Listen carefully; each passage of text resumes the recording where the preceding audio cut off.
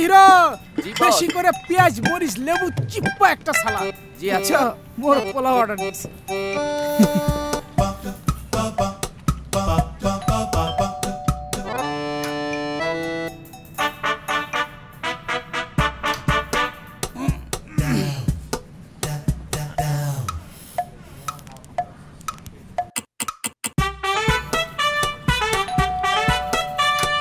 Thank you. মোরগ পোলাও এখনো আসে নাই?